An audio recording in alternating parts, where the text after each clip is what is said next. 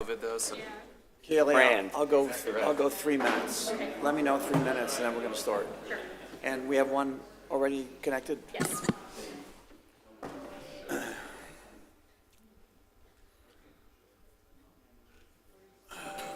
I'll sit in the middle. You sit right here.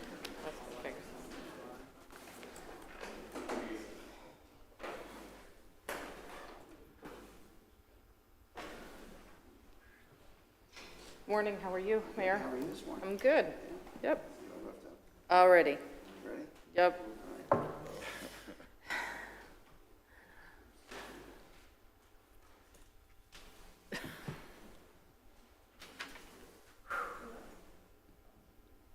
Well, since I'm going to be so far away from the monitor, I'm going to get my... Do I have the last version? It's okay. If you haven't, do you have a copy of it? No. That'll You work. want to be closer? No, I just so long as I can follow along. It works. Actually, I'm going to get a pen so I can follow along right up the thing.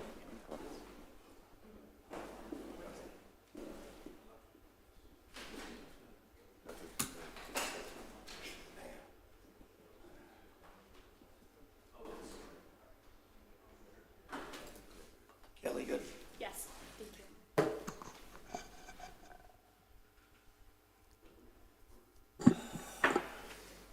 Well, good morning, everyone, and thank you for joining us at the City of Palm Coast City Council workshop meeting this morning. It is Tuesday, May the 14th, 2024, and it's 9:01 a.m., and we are in the community wing of City Hall. So with that, I would ask you to please rise and join me for our Pledge of Allegiance, and following the pledge, you are welcome to remain standing for a moment of silence to reflect, meditate, pray, or pause for a moment. I pledge allegiance to the flag of the United States of America and to the republic for which it stands, one nation, under God, indivisible, with liberty and justice for all.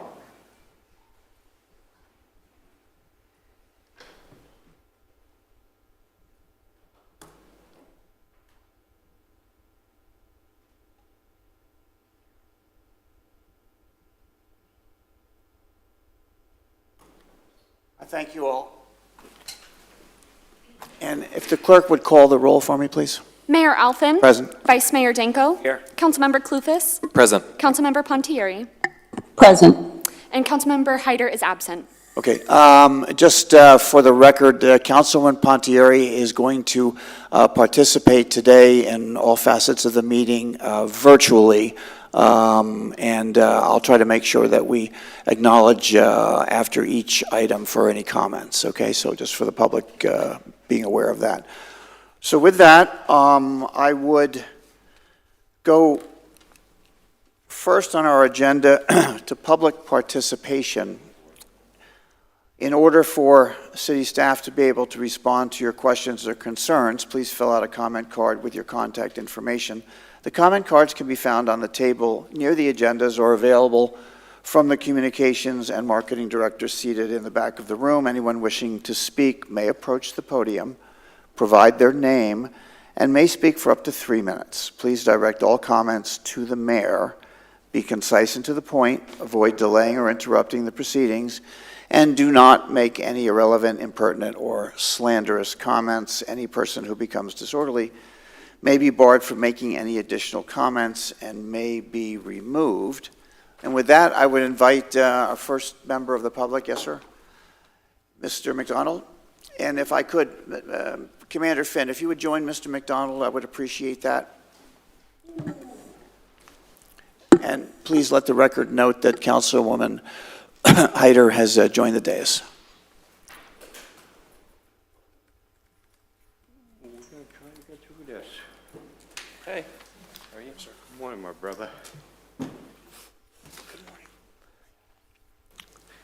morning. We're going to try, I can look get through this. On March the 10th, my family and I, we decided that we were going to attend the Strawberry Festival over in Town Center here.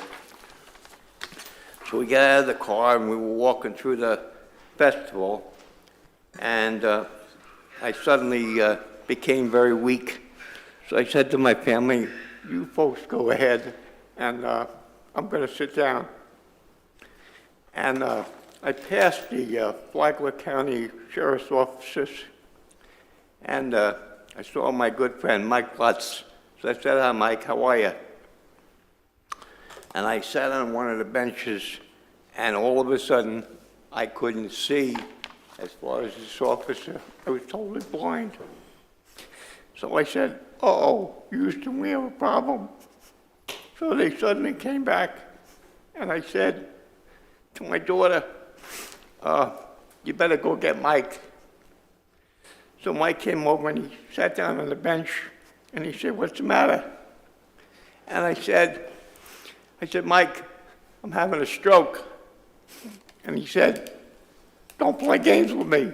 I said, "Mike, I'm not playing games." I said, "We better go get the boys." I said, "Because otherwise I'm going to die." And I said, "I don't want to die." So try to imagine trying to get a stretcher through the park with all those people.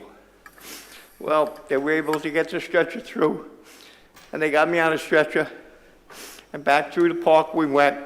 How we got him through, I don't know. But if it wasn't for Mike Lutz, he'd be dead. So I want this city to do something to recognize Mike Lutz. I don't care what you do, but he's got to get recognized, because if it wasn't for Mike Lutz and for what these guys do, I'm going to lose it. Give me a minute. But if it wasn't for Mike Lutz and what these guys do every single solitary day, and what Sheriff Chief Berryhill does and his guys do every single solitary day, I said, I'd be dead. I'd be dead. Because I definitely had a stroke. And now, because of that, now the good doctors have now told me that they were able to save the stroke. But now, because of it, I'm sorry, I'm going to go over a little bit extra time. But now they've told me that now, because of it, I'm now going blind. But I'm not asking for nobody's sympathy, but you gotta take care of these guys. I don't care what we have to do, just give them whatever they need. Thank you. Bob, thank you. And Commander Finn, you'll make sure the message gets to Commander Lutz. And I actually am currently enrolled in his Sheriff Citizens Academy, so I'll make sure that he gets the word. And Mr. McDonald, of course, will make sure that he hears all of your comments, and we'll make sure that he understands how much we care. So thank you for that. Absolutely. With that, is there another member? Yes, sir.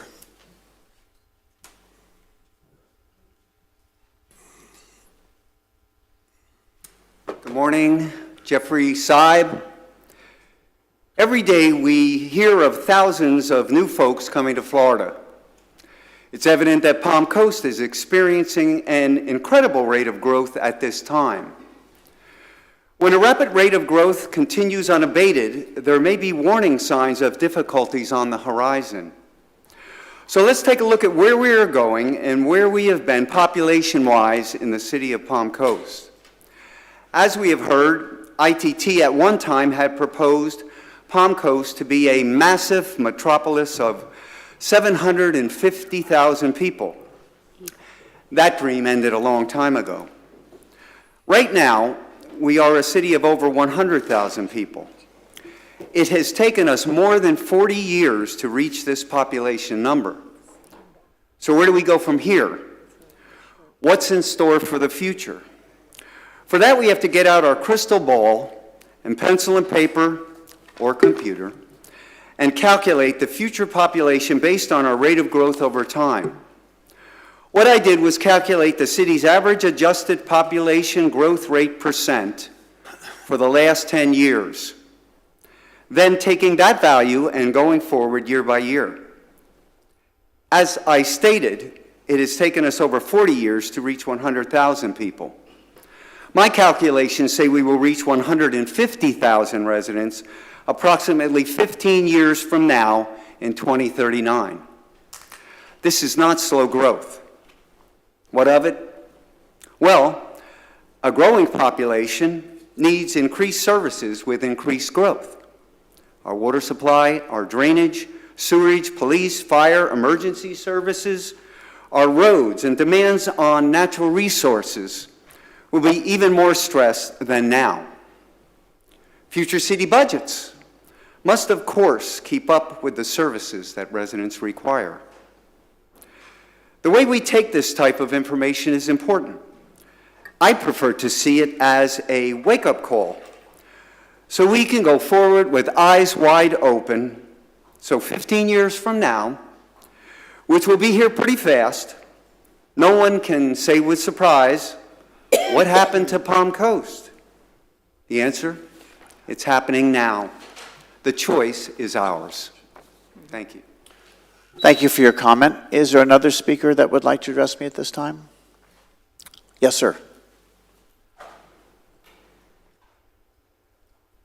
Good morning, Jeremy Davis, P-section. So the last meeting, I talked about an email. Here's that email. Mr. Davis, at this time, the builder has met all building requirements in place at the time the building permit was issued, 2023.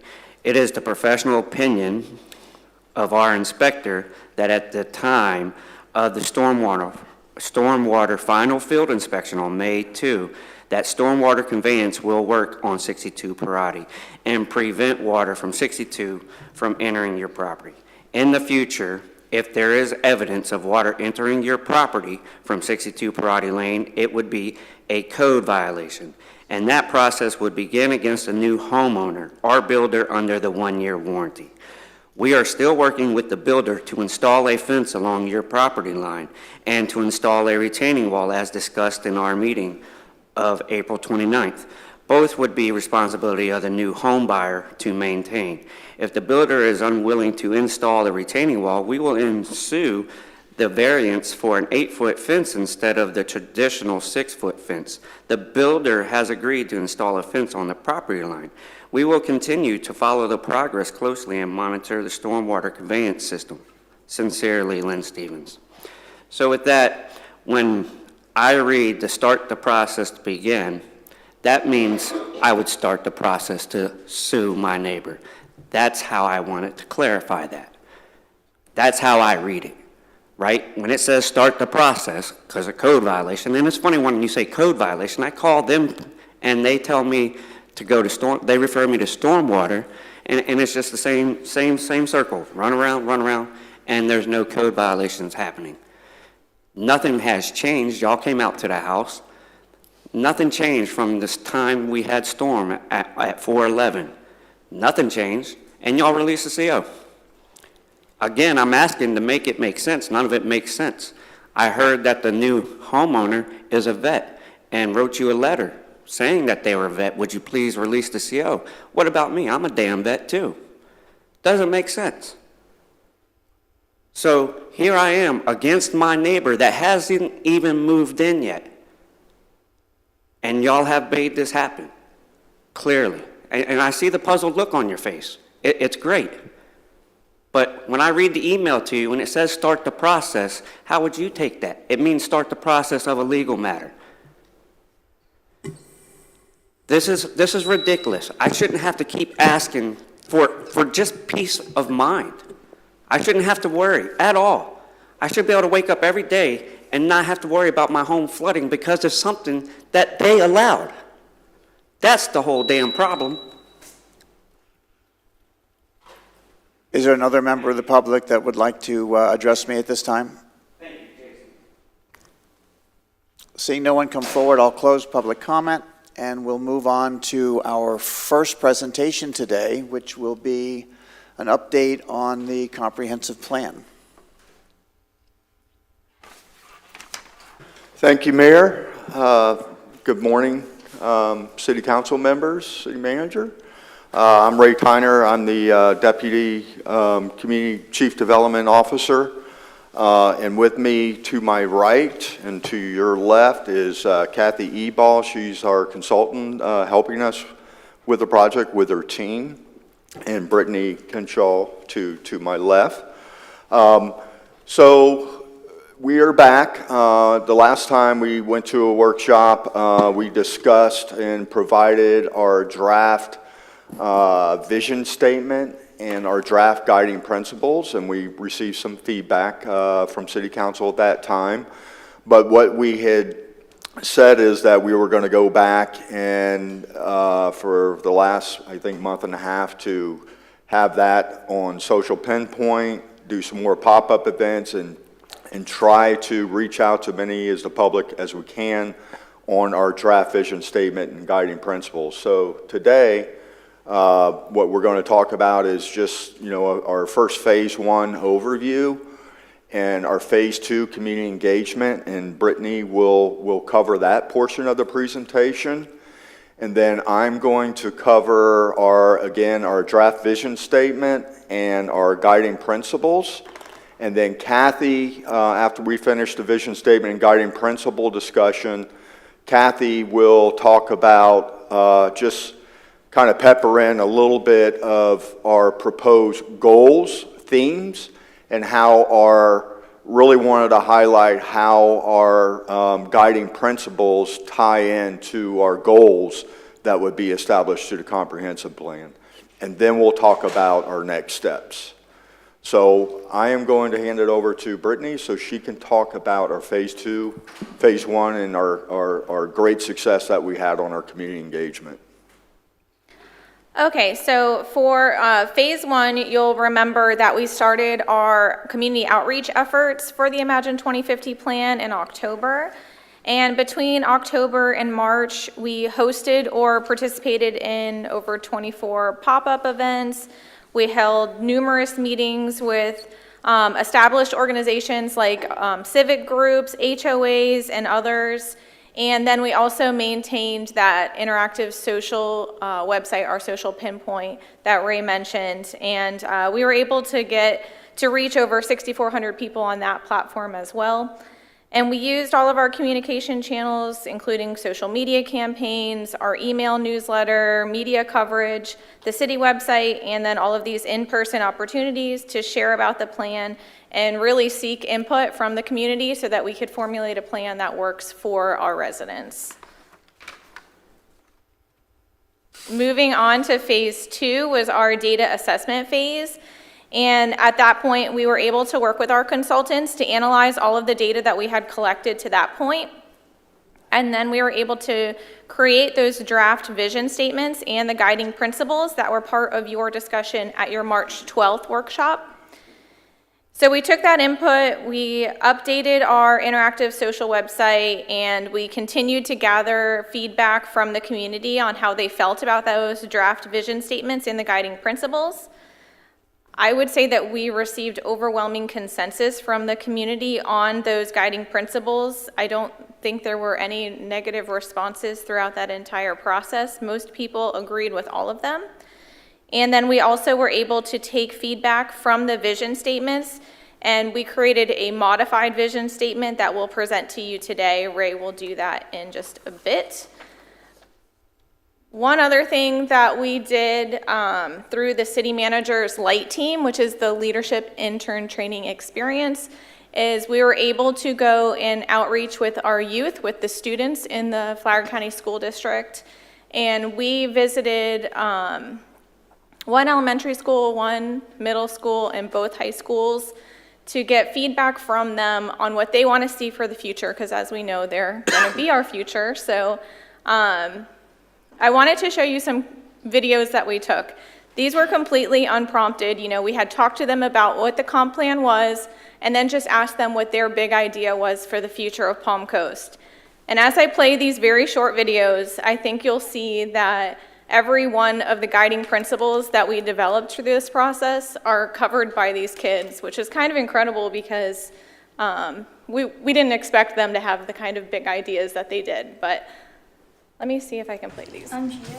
and I'm in 5th grade, and I think that we should have more schools because we only have a few schools, and especially in high school, because there's only 2 high schools, and both of them are really packed. So her big idea was that we need more schools, mainly high schools, because we only have 2 and they're already crowded. My name is Jacob, and my big idea is we need to make better trails that allow you to see all the animals and the better side of nature. Sorry, they're not as loud as they maybe could be. All right, now we're moving on to our high schoolers. I'm Carmela, and my big idea is to have a YMCA. Should we like a YMCA? I'm Nico, and my big idea is a rooftop pool.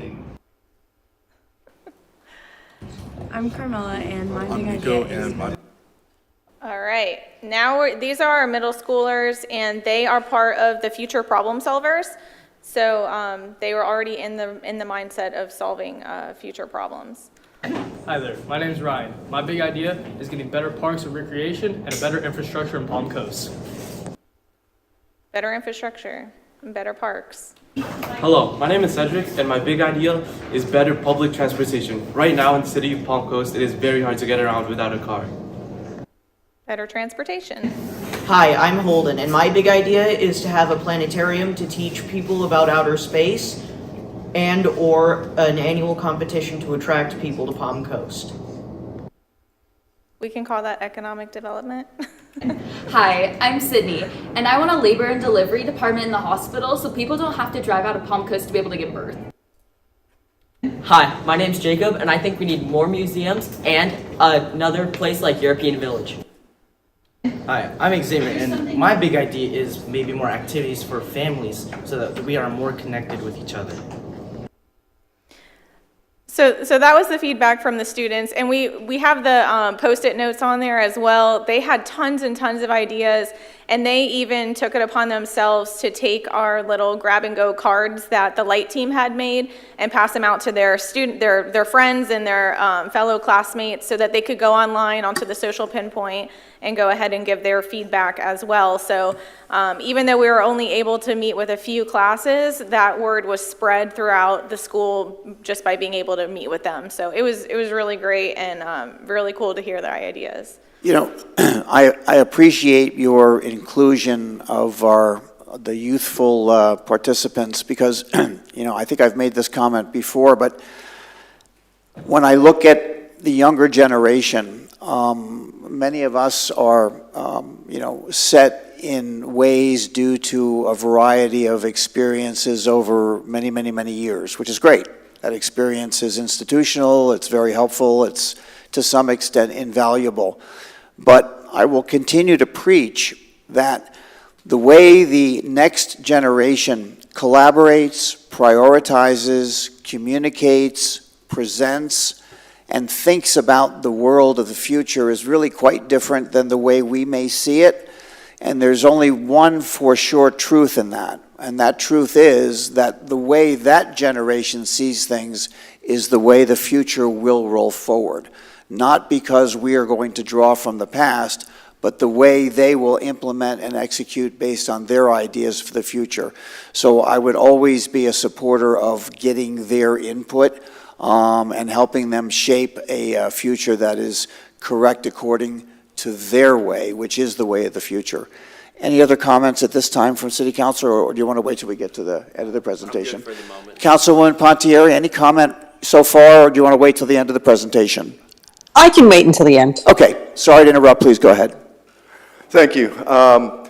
So before you is our draft vision statement, okay, our final draft vision statement. And Brittany kind of explained that, you know, when we put this out on Social Pinpoint, the original vision statement, and when we went out to certain pop-up events, we were kind of getting mixed. As you recall, we had maybe 6 or 8 of these large, it was a lot longer than what this vision statement is, and it had separate components to it. So on Social Pinpoint, we had some people liking the first one, or liking the third one, or liking the fourth one. So we had a kind of a mixed bag. You know, we had comments such as, hey, this one doesn't have, protection of environmental resources, for example, but this one does, So what we tried to do is we took all that feedback and we came up with another vision statement that we worked on that we thought would satisfy and be consistent with all of our citizens and satisfy what all those comments were for this vision statement. And Mayor, if you want me to read it, I can go ahead and read the whole thing for you, if you would like. Go ahead and put it on the record for. Yeah, We've let's do not that. read this before in public, right? Because there may be people listening in. Right, so too. go ahead and Okay. read it so we get it on the record one time. Sure. In 2050, Palm Coast is a city that embodies community pride, economic vitality, and environmental stewardship. We protect our ecosystems and cultural resources, and environmental In 2050, Palm Coast is a city that embodies community pride, economic vitality, and environmental stewardship.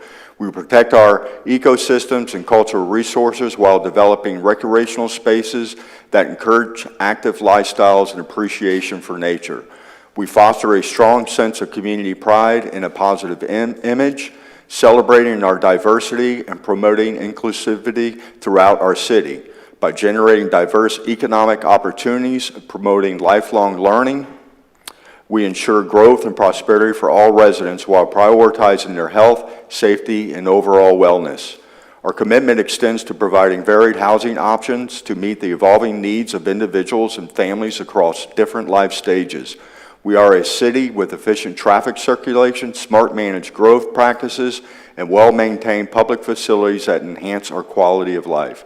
We are preserving Palm Coast's unique suburban character through responsible fiscal planning and thoughtful development while creating integrated living, working, and recreational spaces. Together, we are maintaining a thriving, inclusive, and vibrant Palm Coast for generations to come. Okay, that's quite a mouthful. So the idea was to try to incorporate all of the major themes that you identified through the citizen input process. Anyone want to comment on the vision statement per se? I'll wait till the end. Councilman Pontieri, go ahead. Mayor, thank you. I can wait until the end. I don't know I know Councilman Clufus just commented that he would, but I think it is really important at this point because this is such a huge part of this presentation.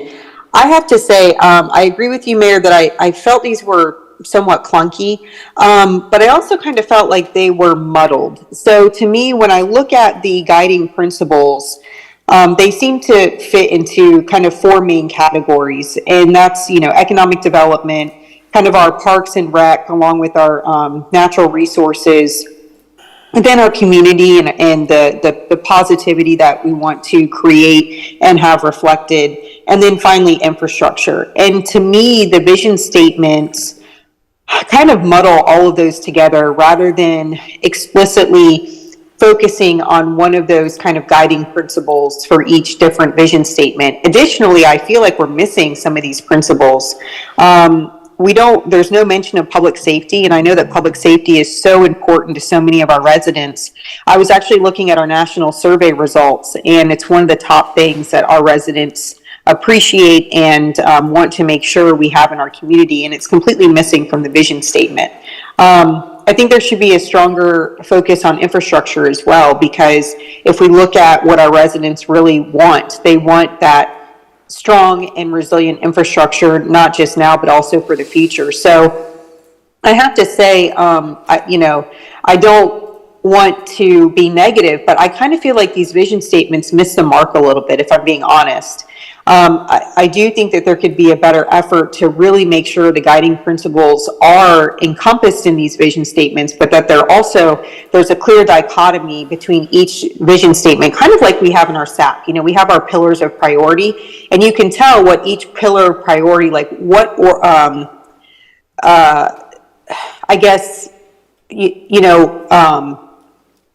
gosh, I'm having a brain fart here, like what category each pillar covers. And I don't feel like the vision statement really does that. So I might be incorrect in that that's not really a goal for it, but if we're going to be very clear as to where we're going and what we see for the future of Palm Coast, I do think it would be a lot more clear if our vision statements more reflected our pillars of priority with regards to kind of just an organizational style, and that we make sure that all of the guiding principles are at least touched on in the vision statement. I don't feel like they are.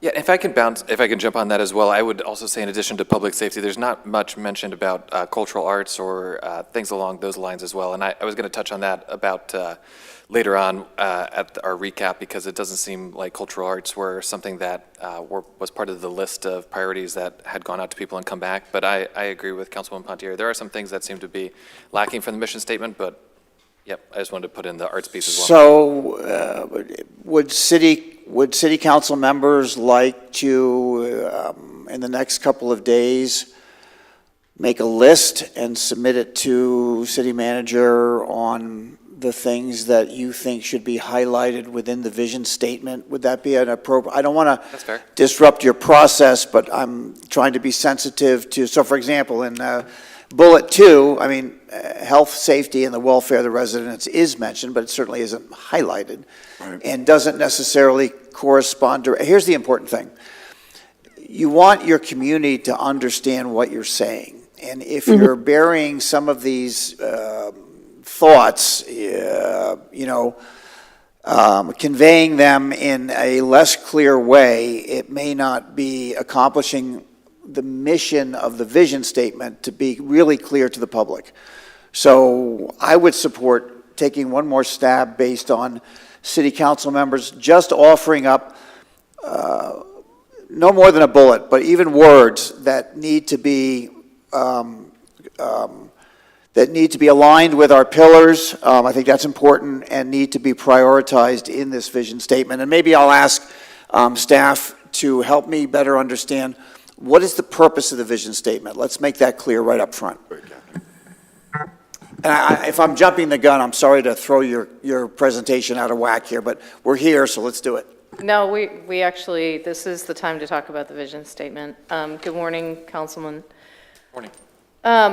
So the purpose of the vision statement is, in a comprehensive planning effort, is to establish where you are going as a community in long term. This is a 2050 vision, so we're 25 years in the future. Where are we headed? How do we get there is the guiding principles. But the vision statement is really supposed to establish a very clear understanding of where it is that you want to be, not who you are, but what do you want to become? So we appreciate the comments from the council this morning. We look forward to hearing your thoughts about what this is missing. We'd also love to hear what you think we got right, so that as we bring back a revision to the next workshop, that we can do that in a way that clearly does understand and identifies what it is you feel like it needs and what it doesn't need. So could I suggest, and Ray, help me with this, with the procedure, if each city council member could reach out, I think you'd be willing to take the call and go through the thoughts just to streamline the process, and Councilwoman Pontieri as well, to your thoughts, to make sure that it's understood what you think the future visionary priorities should be, and then give them a shot at weaving those into the statement that is easily understood by the community at large. Would that be a way forward? Is that? I think, Mr. Mayor, that Councilwoman Pontieri probably hit on a lot of these bullet points that we need to include right off of the bat. And I'm sure you guys wrote those down as she was speaking. I could see you writing. So I think that unless we have anything further to add, you probably have what you already need. At your pleasure, but yeah. I certainly am I will call you. Okay. I would invite each of the other city council members to make sure that you hear it from us, so that it's really clear. And Councilman Pontieri, I invite you to make that call as well, if that's okay. Certainly, and I appreciate that. And I, like I said, I don't mean to poo-poo on the vision statement. I know there's been a lot of time and effort that's been put into it, and it's positive, and I think that there's a lot in here that's great. What I'm kind of looking for, I guess, is a little less fluff and a little more substance. So to your point, we can provide a very clear vision of where we want to be rather than just, these general concepts of, we want all of this vitality and stewardship. Well, I think every city wants vitality and stewardship, but from a substance standpoint, what do we really want to make sure we are focusing on in 2050 in order to create this very successful city that, especially as we move west, that we all want to see in the future. So that was kind of my point. I don't mean to be negative. I think that there's a lot of great things in this vision statement, but if we can get a little bit more substance that does give our residents that clear vision that we are all looking to create, I think that's kind of what I'm looking for. But I will definitely reach out, certainly. Okay, and I think we have consensus among city council. Yes, ma'am. I just want to clarify that the vision statement is meant to be broad and not necessarily specific. This does need to stand the test time of 25 years. Mm-hmm. So your more specificity is in the guiding principles. The guiding principles are the how. The vision is the lofty idealism of where you want to go, and then the guiding principles establish the how to get there. So I think there is definitely a balance to be established between not having it be enough direction that you don't know where you're going, but not to be so specific in the vision statement that it gets too specific. I also want to make the comment that this vision statement, I think, as you know, myself and my colleague Sylvia Vargas were here in March, and we presented a draft vision statement. That vision statement since then has been like everything we have done. This has not been a comprehensive plan effort that you hired consultants and we went off and didn't work and worked independently. We meet on at least weekly, but often more than weekly basis with your team. This is a collaborative effort. The vision statement itself is a collaborative effort. It isn't something that we have drafted or that Ray and Brittany's team have drafted. We have drafted it very much in unison together. So if you want to meet with us independently, I would suggest that we try and figure a time that Ray and I together can meet with you, because everything that we have done has been a collaborative effort. Good. I would certainly look forward to that, and I would look forward to helping me schedule at least my appointment as soon as possible. Okay. And I really appreciate the feedback. Like I said, when I started the vision statement, this one was not an easy one, because we're really diverse and we want to get it right, and it's great. A lot of positive things, and I think we can, work and tweak this and come up with a very vision statement that everyone could be proud of, for sure. Good, and my test is always very simple. If I were to read or share the vision statement with a group, let's say, for example, at a town hall, to a group of our residents, and then I would ask them, sort of as an exit interview, what did you take away from that statement? I think that would be my test. Because at the end of the day, the statement has to resonate and make sense to our residents. I mean, that's what this is for.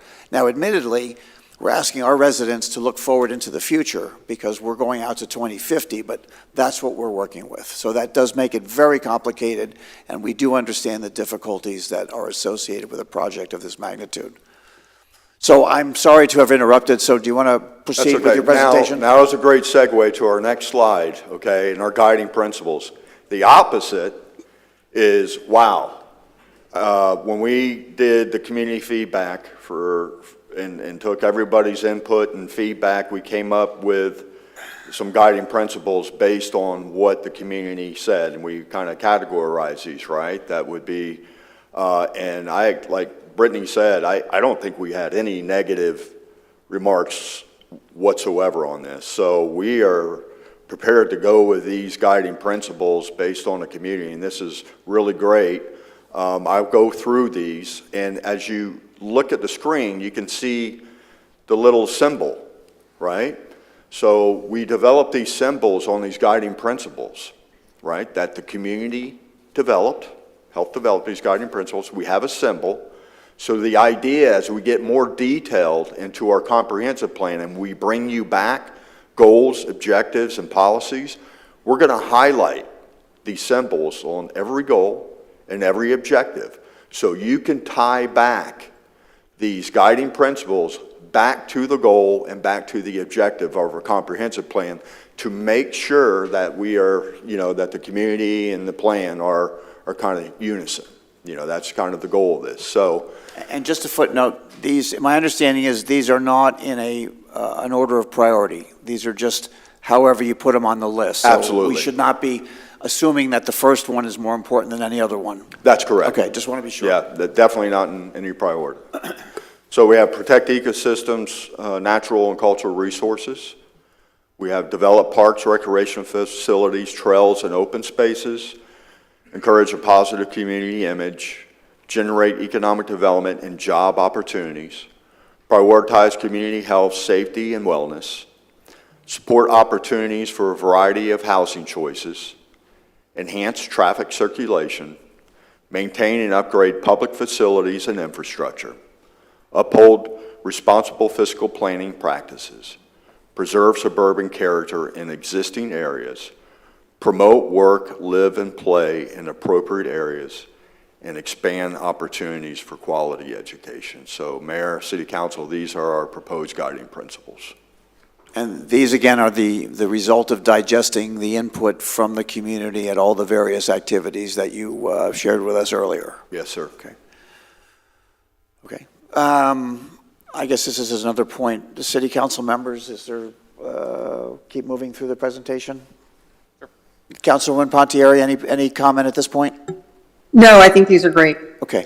Yeah, thank you, everybody. Now, we'll move forward, and Kathy's just going to touch to give you kind of a little bit of how the guiding principles tie into goals, that will be established for the comprehensive plan, just kind of a theme of touching on this once we have these guiding principles. So next slide, I'll let Kathy go ahead and take these slides to show how the themes of the goals of our comprehensive plan touch into the theme symbols. So what you're going to see as we get ready to bring forward the draft goals, objectives, and policies per comprehensive plan element is these icons that have been identified for each of the guiding principles, tied to specific goals, specific objectives, and specific policies. And while I'm not going to go into detail today about this information, what I really want to do is help people understand that how these things are going to tie together, so that you can understand as we bring forward the goals, objectives, and policy updates, that you see where this ties back to all of the great visioning that the community has worked through, and understand how the community can continue to participate with this process as we move through the summer months. So some of our goal themes, community health, this was one that was added from the March meeting. Councilwoman Pontieri, you helped us understand that was health and wellness was something we may have been missing in the first edition. So we have added community health, and we have the little icon of the heart that talks about that. Future land use is where you will find issues regarding community character and public participation, housing and land use designations. Your housing, and that has the little people.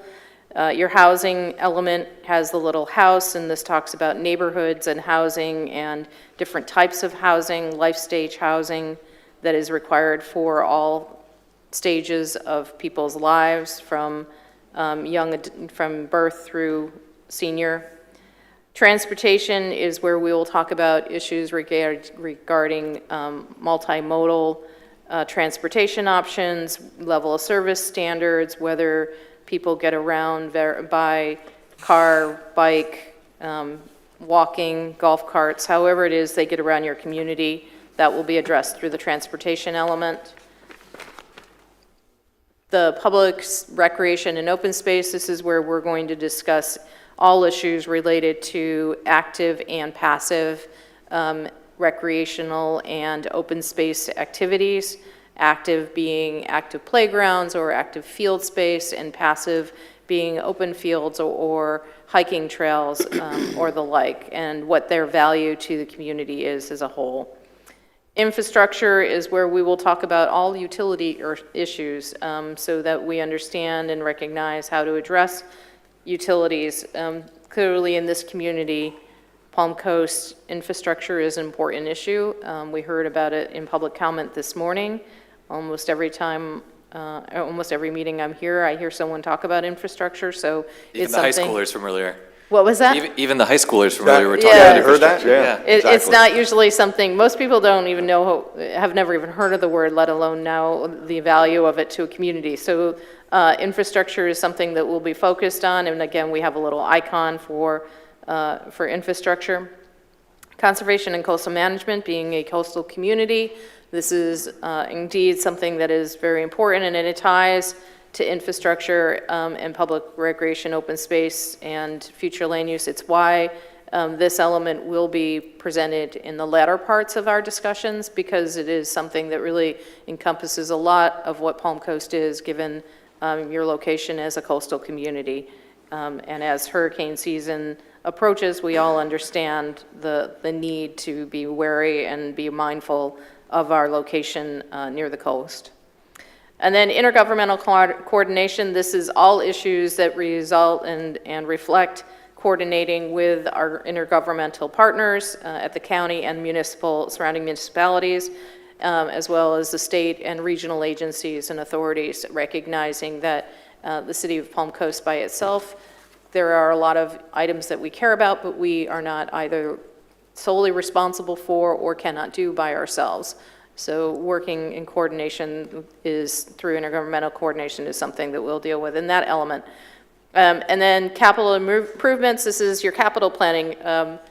Somebody once told me that it's not a goal, is just an idea unless it's funded. And so the capital improvements element really helps us understand where your funding priorities are, and that really explains where your true priorities as a community are, because if you're willing to fund it, the goal becomes reality.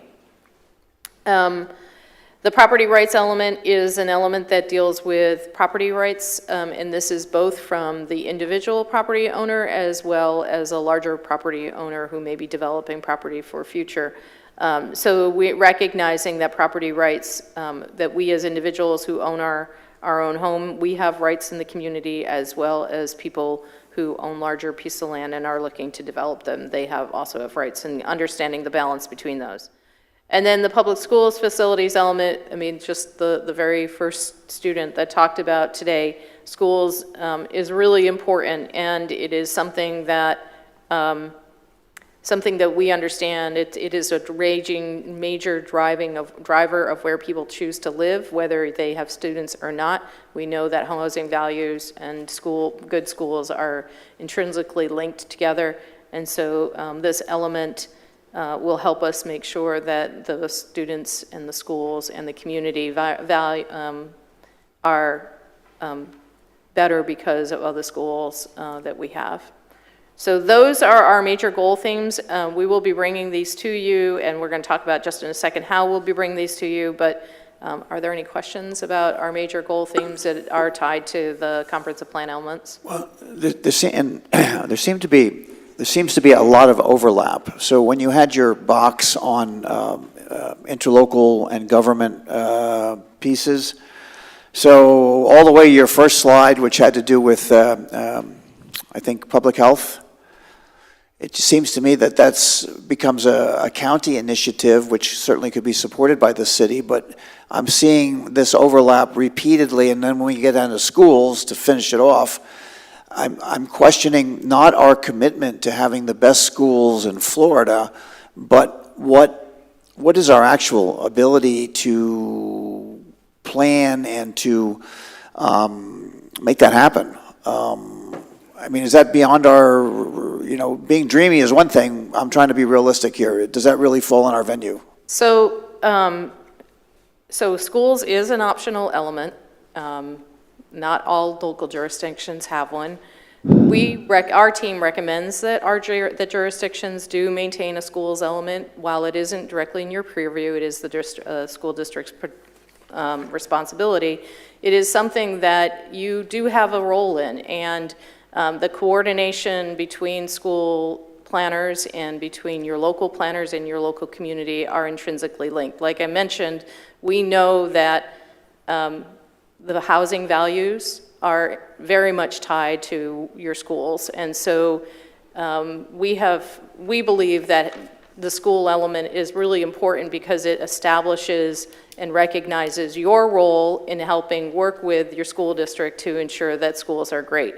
Intergovernmental coordination is another one that, yes, there are items, as I mentioned, that are not your direct purview, but again, having the intergovernmental coordination element, which is not an optional element, is important because it recognizes and establishes your priorities and your directives on how you're going to work in the intergovernmental areas and what areas you'll focus on. There are overlaps in a comprehensive plan and the element in a number of ways. I mean, the future land use element is a comprehensive element that talks about issues related to quality of life and community character. It also relates to level of service standards, and how you develop and plan your communities is connected to every element, whether it's your parks element or transportation element or your schools element or your utilities element or parks and or any element. The foundation is your future land use element. So there is, to your point, overlap, but we believe these help establish the priorities for your community, and whether or not it is something that you will directly work on or you will work on in collaboration with your partners, we think that it's really important that you maintain these as ideals for your community, because these are what we heard from the community. If we had not heard schools were important to your community, we may have reconsidered our position on recommending a school element. Full disclosure, I spent almost a decade as a director of planning for 2 different school districts in Florida. So I have a real strong appreciation of the value of these elements in a comprehensive plan, and I know what happens when a community doesn't recognize the importance of having that partnership, and using the comprehensive plan as the foundation for that partnership is really critical. But in the end, these are items that your community talked about. Your community talked about parks. Your community talked about infrastructure.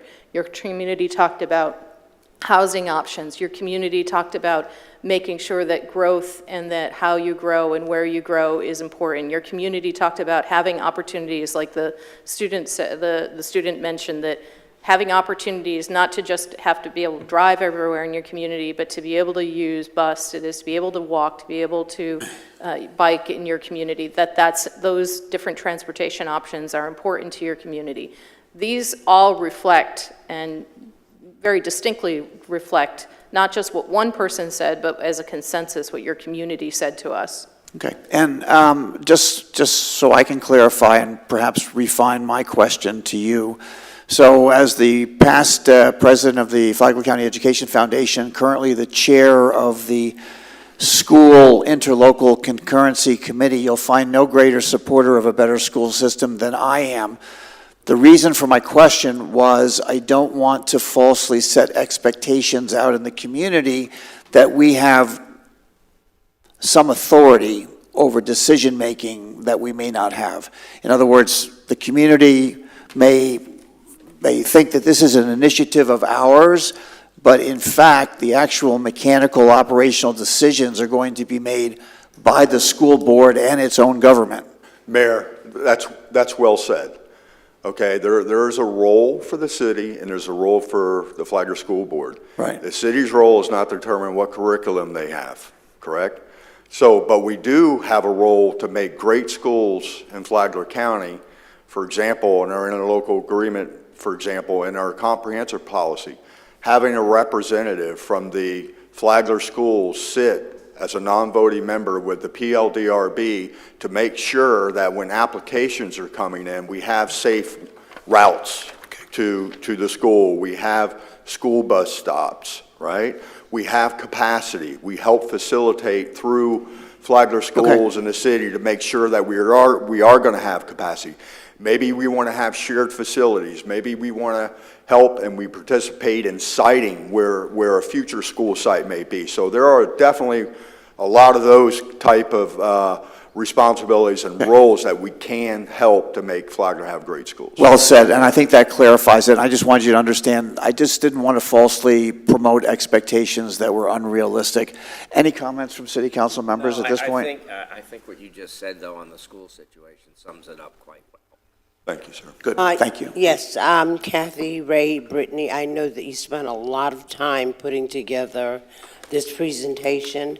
I think it was well done, and once we got past the vision statement and moved into the guiding principles and also the goals and themes, I think it clarified the vision statement, everything that you had mentioned in there.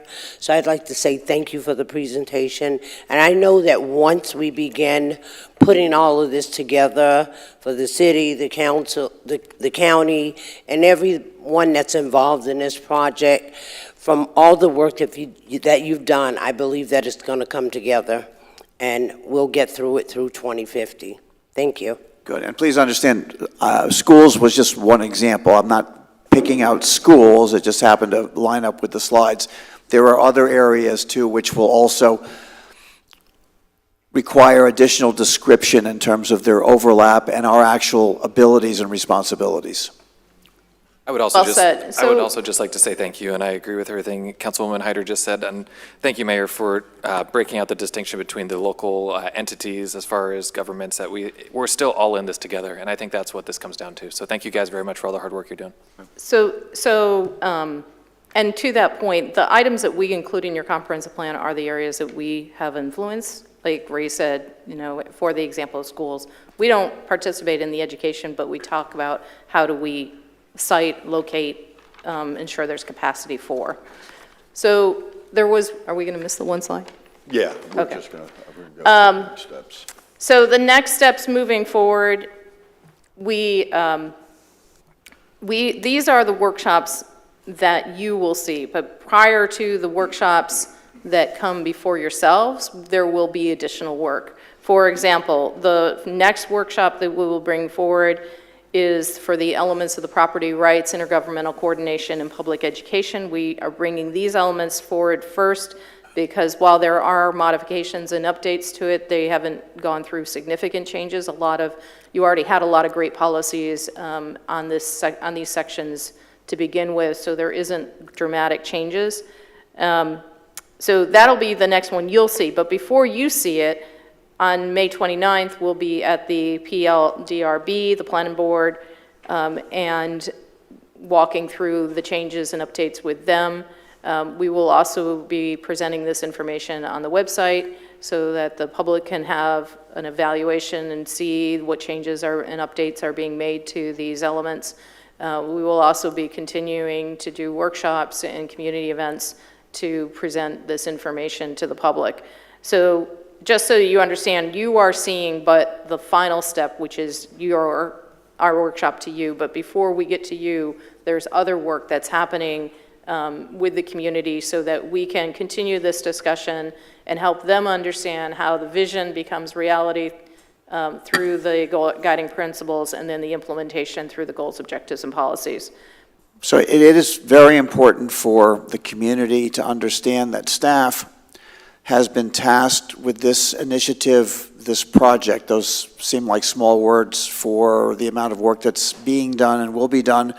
This is not something that staff normally does. So this is something that has been added to their day in and day out responsibility to bring this together. So you casually mentioned that there is a lot of work going on in between these dates. I think it's a whole lot of work that's going on in between these dates. So I think I, for one, and I'm sure City Council agrees, that we understand that there is a the volumes of work that are going into this, because this does become the blueprint for the future. And I just have one final comment before I ask other City Council members if they have anything else, is are you keeping an eye on the current legislative decisions coming down from Tallahassee that may affect our future? I know we can't think about those that may happen in the future, but I think there are some things happening currently or have just happened that may affect some of this. So are you keeping a watchful eye on that? I don't see it noted in the summary of the plan so far.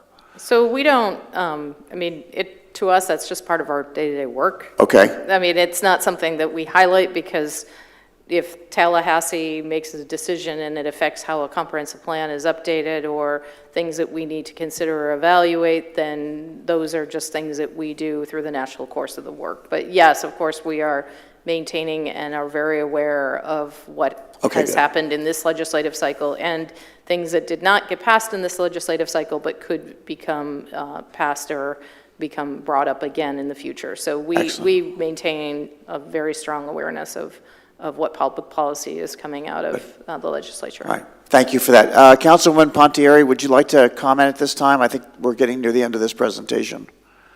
I have no further comment. Just thank you for the presentation and thank you to staff and our consultant for all the work that's been put into it so far. Yeah, I have no further comment either. Again, thank you for everything, folks. Appreciate it. Thank you very much for the presentation. Well done. Bravo. All right. Thank you so much. And I can't wait to give you a ring. Next item will be a presentation regarding the Citizen Interaction Roadmap. Thank you, Mayor and City Council. Chief of Staff Jason DiLorenzo and I will be giving you a presentation today. We want to share a brief update on an initiative that we've begun on working towards improving our citizens' interactions with all of our city staff and with the public. We heard from our citizens that they are not always receiving the best citizen interactions when reporting a concern through Palm Coast Connect and other various measures. As you know, our mission statement that each member of city staff strives to accomplish each day is delivering exceptional service by making citizens our priority. Our objective for this project is to improve every resident's experience across all service channels from start to finish. So whether customer service is receiving a phone call, the utility department is on site at a home, a resident is approaching city staff at an event or a city park, a citizen submits a case through Palm Coast Connect, they're getting the same service from all of our employees. And that's where we've noticed a real challenge and discrepancy is in response time and then resolution time. So our goals is to implement a transparent, responsive process that enhances city resident communications. Good morning, Mayor, City Council. When we look at how to move forward, we consider two paths, improving our current process or implementing a new one. We believe that this is a great opportunity to look at our process cohesively through the citizen's lens and make improvements so that we're able to deliver the service that our residents expect. Through this exercise, we will update a lot of elements within the citizen portal, as well as work with each department to implement timelines for case types and refine the process of maintaining consistent communication with the citizen from start to finish. We will also be, sorry about that.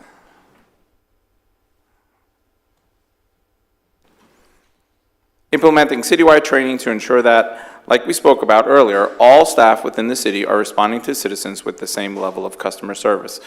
So we looked at two options. One is enhancing our current option and using the framework that we have in place that we've spent a lot of time and effort to get to this point.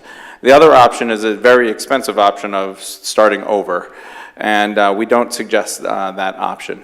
So what we are doing is we're doing some training and implementation.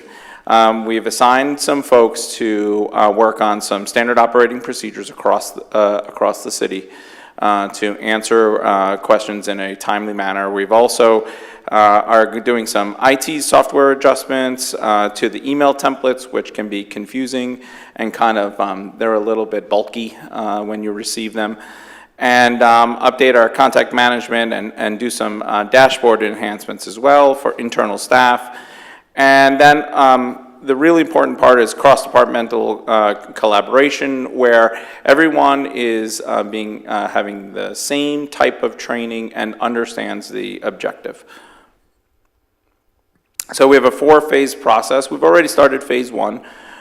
We are reviewing citizen satisfaction surveys.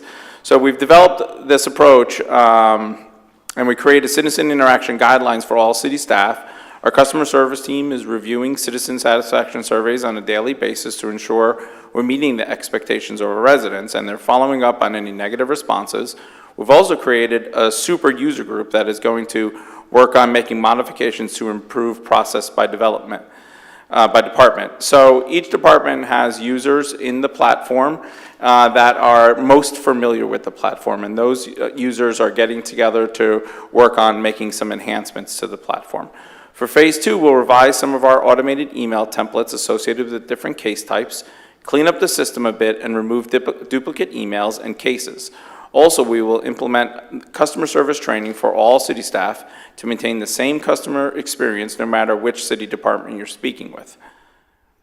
In phase 3, we do a little bit more in-depth with making some public-facing changes, such as changing the look and feel of the citizen portal. At the start of the case creation process, residents will be able to see an estimated timeline with completion so that they have a realistic expectation. They'll also be able to customize their communication preferences from email to text or push notifications. This is something we've observed that some other larger cities are doing with similar platforms that we have. Like the city of Tampa and the city of Miami, they use the same platform we do, but the citizen has a different view, and we need to update our view so they get a cleaner understanding of how we're responding to them. Then in phase 4, our most exciting rollout will be a completely customized mobile app with our incredible IT team is working on. This will allow citizens to have access to their portal on their cell phones, to view or create cases, and to get notifications for update to their cases, and it will be connected to the city's website. And this is an important piece because right now we have limited capability of sending push notifications out to folks. And I think that's how generally the public works with their cell phone nowadays, is they get that instant notification of what their expectations are. That's just so hard to do without getting the users to actually install an app on their phone. You can't just send push notifications out to the willy-nilly, though, just so everyone's aware. Like, it sounds awesome, like, hey, you get a notification, you get a notification, you get a notification. It doesn't work like that unless, you have buy-in from the users. We will have to work hard on an opt-in piece of that and get folks on board and use the technology that we have, right, that we're all familiar with. Yeah. So, Council, it's really important not only for us as an organization, but also for the citizens to complete the survey that's at the end of their Palm Coast Connect case response, because we're reviewing that data. We're reviewing what has been great. I wanted to read a couple of them to you. Thanks for always being so helpful, professional, and efficient whenever I submit a case, and you are so much appreciated. The other one is not sure how you can close a case by simply saying you will investigate. It's obvious you will investigate. That does not tell me the final outcome of my complaint. So there in its fact that we have challenges across the organization, that we need to streamline our approach and services, give staff some training, and then review the data as it comes in. So our next steps being to implement our action plan we identified today, collaborate with our other city departments, and overall enhance our communication so that our residents feel that we are delivering exceptional service by making citizens our priority. I'm glad you guys are doing this. And we've had, between the three of us, we've had a lot of discussion about this. And it's very frustrating for some of our citizens when the case is closed and it hasn't even been looked at. And I've brought you examples of that as I meet people. And you guys have taken care of those, by the way, which is great individually. But I'm so glad we're making a move forward to fix these problems that we have. And I know it's difficult. It's not going to be easy. But it's something we definitely have to do. So I really appreciate this effort from the both of you and the entire staff doing this. Thank you, Vice Mayor. And I know it's going to take time. Yes. I also have some positive feedback from some of the cases that I have brought to your attention, and they've been very happy and satisfied with the outcome. And so I think that in some cases, jobs are being taken care of. Well done. Thank you. Sure. I would say, I think it's really important for our staff to educate our council members on the tremendous efforts that we've made since I've been on this council for the last 8 years. These initiatives have been something that have been a constant since my tenure here. And I just want to make sure that your hard work isn't being overlooked, and some of the capacity or capabilities of today's infrastructure, I don't want to use that word in a technology sense, but today's technology infrastructure, make sure that the things we're asking for are not already able to be fulfilled today with the capabilities we have, but B, trying to make sure that we're realistic with the expectations of being able to accomplish things. And I just don't want it to turn into weekend at Bernie's type deal where, we have something that we're going to try to replace, but this could very well be held up by itself. So let's just make sure that everybody up here is very much aware of the tremendous strides and efforts that you guys have made, because it's been an effort now for how many years? 4 or 5 years, right? Honestly, I see Cynthia back there, and thank you for all your hard work, Cynthia. You've absolutely crushed it. But we have taken a constant feedback loop and done a great job here trying to improve our technology and the communication with our public. So I just want to say thank you for your hard work in the past and your continued hard work now. So thank you, guys. Thank you, Councilman. The utility customer service who uses the platform the most, right, our call center, if you will, Yep. right? They do an absolutely excellent job. What we need to work on is getting that level across the other departments.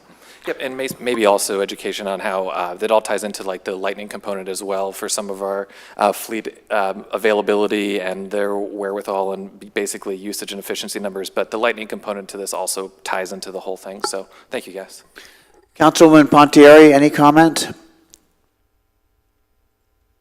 I just appreciate the effort and the recognition that, while there have been a lot of strides, and I've even seen it in the last 2 years, and I appreciate it. I think that the kind of intercommunication between the departments and the way that everybody is working symbiotically with the technology that we have, if we can improve that, I think that will take us to the next level and really help staff to be more efficient. And so I think, what we're looking for here is how can we be more efficient with the same resources? And I don't need the answer now. I am curious because I know there's a component of this that's being worked into our SAP currently. So just for future presentations, when this specific subject comes up, I would like to know what we think staff time and costs will be, just so that we can make sure that we as council are budgeting appropriately for this and giving staff the resources it needs to really see this through. Because I think that as we leverage technology and make sure we have what we can wrap our hands around currently in order to be more efficient and probably save money in the long run. If we can give you those tools now, then all the better for the future. Thank you for that. And Jason, you made mention to it, and Councilwoman Pontieri, you alluded to it as well.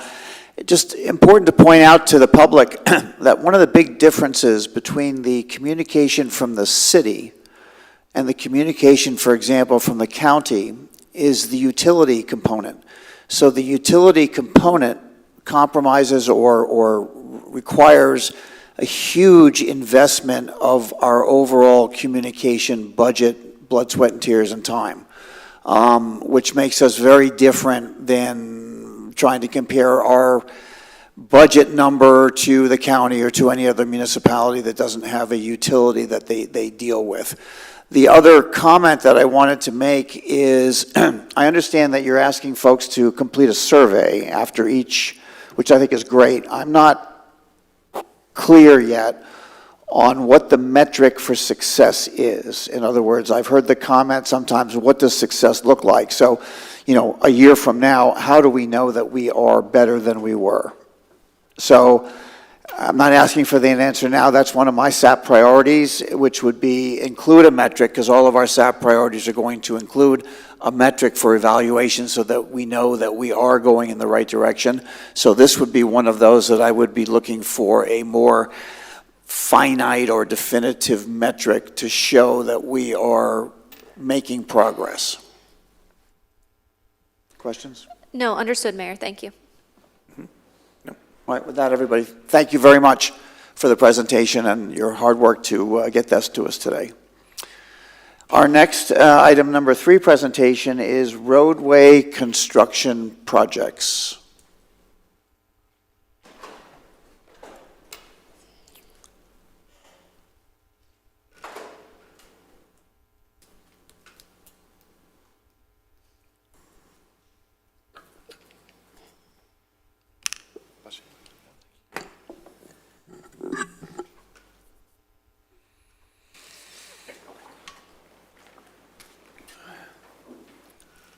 Good morning, Fong. Good morning, Mayor and City Council. Morning. Yeah, for the record, Fong Wing, Senior Transportation Planner. Before I start my presentation, I would like to say a few words about Mr. Jeremiah Blocker. He was a former St. John's commissioner, and I don't think you can find another better counselor that is on board in order to give you guidance. So I'm very surprised, and we're very delighted to see him. I made sure to pay him before he said that. Yeah, So thank you, Fong. It's great seeing you again. Great working with you as well. So Yeah, thank you. You guys got a great one. What a $20 bill will do, right? So this is the roadway construction projects for the next 3 years or so, as per request by City Council. And part of this is that I'm going to introduce a portion of it to give you a report on citywide traffic counts that we conducted in the fall of last year. And you can see the results. It will go by segments, and then in that way that you can see the statistical number. And that is part of the policy directive that we conduct counts every 2 years. And we use that as the baseline in order to establish and measure our concurrency management for roadways. So in 2023, citywide traffic counts was conducted by our consulting, Peggy Malone. Traffic counts were conducted in the fall, and the cost was $53,019 for a total of 142 traffic count locations. So in order to see the presentation and understand the numbers, so the citywide, we have adopted a level of service, D, which is basically probably the most jurisdiction in the state adopted the level of service D. And that's probably the most cost-effective way in order to manage the revenue for that. So for example, we use annual average daily traffic, AADT, and for a 6-lane, like I-95 facility, it has a capacity of 104,000 plus. And for Palm Coast Parkway, a 6-lane, a short portion of it is 54,100 AADT. So these are the level of service that we adopted so that you can use that in order to measure and understand where we stand. So for example, here in Belterre Parkway, you have multiple segments of Belterre Parkway. It is a 4-lane, and as you can see in circle in red under the column of 2023, is 36,600, that's the capacity. And underneath there, each segment that you can see was collected in the end of 2023. So as you, for example, as you can see, Belterre, 4-laning Belterre, from Matanzas Woods all the way down to East Hampton to 100, none of the segments have exceeded the level of service that we adopted. There's one that is getting close to it, 35,000, but it's still under the adopted level of service. That's the, so I'll go through this, and then you can see these numbers are indicated there. That's the capacity for each of the segment or row.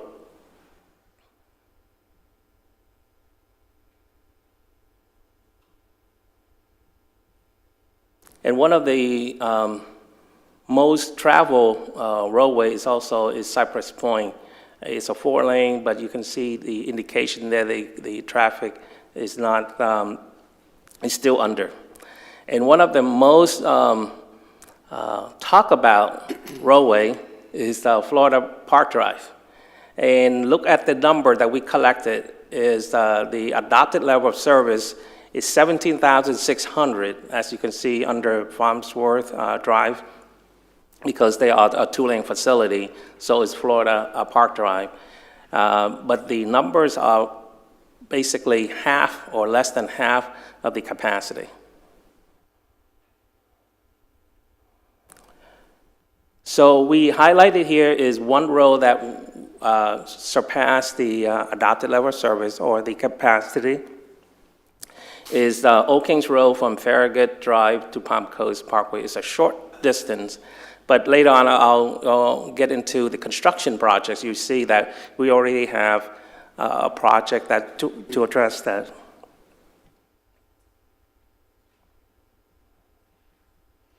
And then another segment is on State Road 100 from I-95 to Memorial Medical Parkway, which is the entrance to the hospital. So as you can see here, in summary, that we have basically 38 lanes out of 142 lanes experience about 5% or higher in increase as compared to previous traffic collection. 45 lanes out of 142 lanes experience decrease in volume. And 2 roadway segments that I pointed out is at capacity, which was Old Kings Road and 100. And then we're looking at improvement, segment of Old Kings Road that experienced overcapacity. We already have a project fully funded, and it will widen to 4-lane. And segment of 100 experienced traffic at capacity, which we already initiated dialogues with FDOT, District 5, to look at potential 6-laning of that. Part of the existing or current resurfacing project, DOT will provide additional turn lanes at certain major intersections like Seminole Woods in order to address some of the congestions there.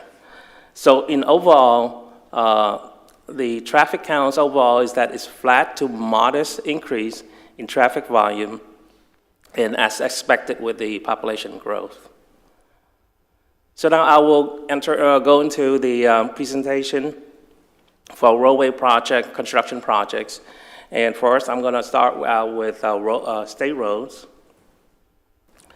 The first one, just south of St. Johns County, there is a U.S. bridge replacement over Pellicer Creek. Its projected start date is July 2026. And the cost funded by DOT is $13.5 million. It will replace the 2 existing bridges, and it will add sidewalks on the bridge itself. Next one south is the US 1 roundabout at Old Kings Road. It's currently under construction, projected to be completed in November of this year, and is paid by developer by Sawmill Branch on the west side of US 1. And the next one south of that, approximately a quarter mile, we're gonna have a traffic signal at Sawmill Branch Phase 6 entrance. And it's projected to start in 2026 or whenever development of Sawmill Creek Phases 4 and 5 starts, which we just received Phase 4 site plan. So that will trigger the discussion and funding for that. It's going to be paid by the developer. And here you can you also have a resurfacing project from Palm Coast Parkway to the north, to the county line. Projected start date is January of next year. And DOT funded $14.5 million in fiscal year 2025, which will be available July 1st of this year. So you can see a lot of projects surrounding that, but predominantly are projects from Palm Coast Park DRI on the west side of US 1, which most of them have been started construction already. If you go from the south and north, you see a Reverie, Somerset, and you can see Sawmill Branch Phases 1, 2, 3, and Phase 7 are under construction. But one of the important things I think that council are wanting to know is will these projects coincide with existing roadway projects would create any kind of bottleneck to the system. And for most of the projects that we looked at, none of that is anticipated to have any kind of major bottlenecks at all. There are existing capacity, and the only thing that you might experience, for example, is the construction currently under construction is 100, and once DOT awarded the contractor, they also provide them the authority to make changes to signalization. So we don't have control of that. Neither DOT nor the city has control over that. So there might be sometime you experience some delay due to signal not coordinated, timing are not coordinated. So you will experience that. As most of construction projects, we will experience that.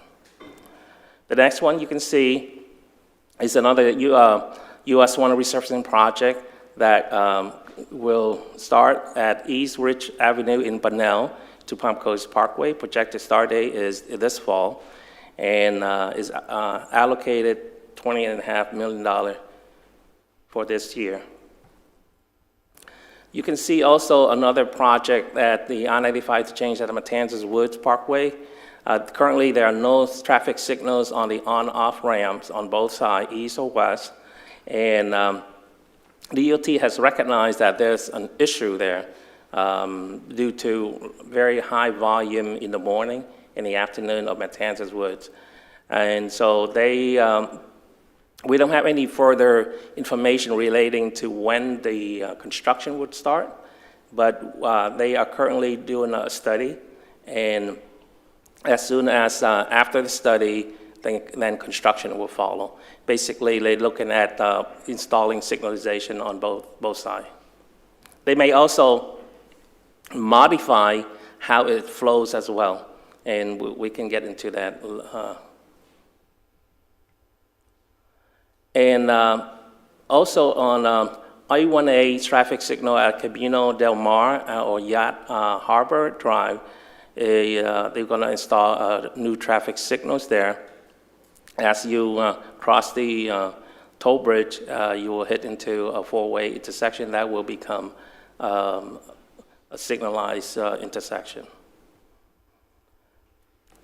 Currently, you are aware of this, the resurfacing project of State Road 100, and the duration is approximately about a little bit over a year. DOT has basically provided $16 million for this resurfacing project, and it will include some of the turn lanes and signal pole replacement. We also have the traffic signal at McCormick, intersection with McCormick. That's the entrance into the BJ's Wholesale Club and also the out parcels. Its construction has been completed, and traffic engineering are working with the applicant in order to fine-tuning some of the issues before it is open. It is paid by the developer, BJ's Wholesale Club. And then now we go to the city roads. You may interrupt me anytime if you have questions, please. City roads, we have Old Kings Road, a widening project from 2-lane to 4-lane from Farragut to Farnham. And we're looking at a start date in the first of 2025. And it will take about close to 2 years to complete. It was a state appropriation of $18.38 million by the legislature, and city fund is $6.4 million in order to make the project work. And that will address the segment that was basically over capacity from Palm Coast Parkway to Farragut. And here's, we also have a project, Belter intersection improvements from Royal Palms to Pritchard Drive. And we're looking at starting that in the fall. It will take about a year to complete that. There are 7 intersections, and it was also a state appropriation of $4.5 million by the legislature, and we provided an additional just over $500,000 to make the project work. There will be improvements at Belterre and Royal Palms, at Pritchard, at Ponce de Leon, at Whiteview, and Whippermore, I can't remember, I can't read that. And then and the other one would be at Pritchard as well. So you have like 7 intersections. Some of it will be a modification to the existing median opening. So they will be restricted, some of them.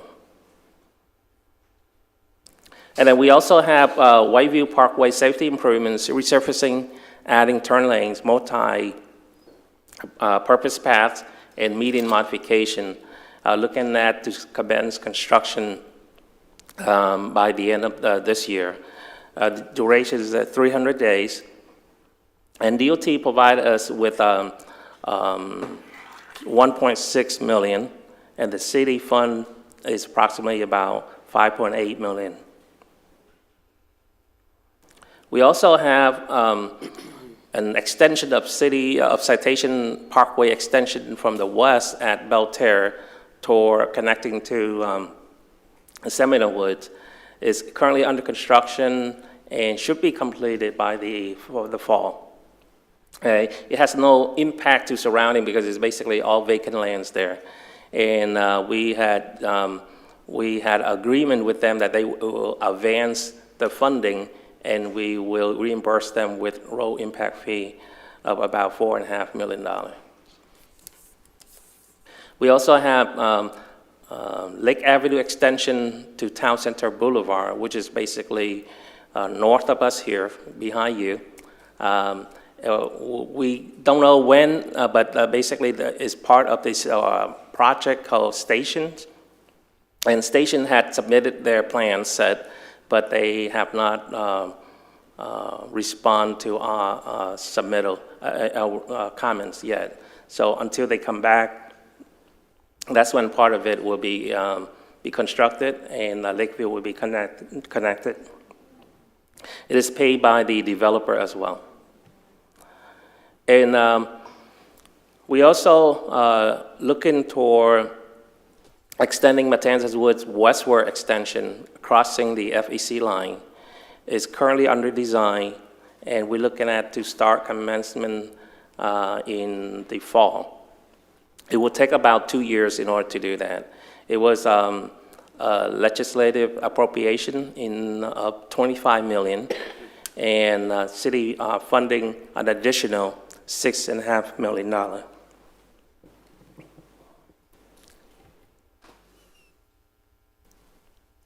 In addition to that, we have this called Loop Roads. Is basically connecting the Matanzas Woods extension, and then it will go south and loop back to Palm Coast Parkway, which means that we're going to extend Palm Coast Parkway as well too. Currently, it's also state appropriation of $80 million and pending the governor's signature in order to receive those dollars. Just a quick question. When is the governor expected to sign that? We typically by June. That is there a deadline of July 1st? All right, thank you. But we won't know any more detail than that. Yeah, we probably would know within a couple of weeks. We should know by then. Yeah. I just wanted to know when the deadline was. Yes. And then we have also scattered throughout the city. We have micro-surfacing for residential roads. It should be completed by this time, but due to other issues, it is projected to be completed by next week.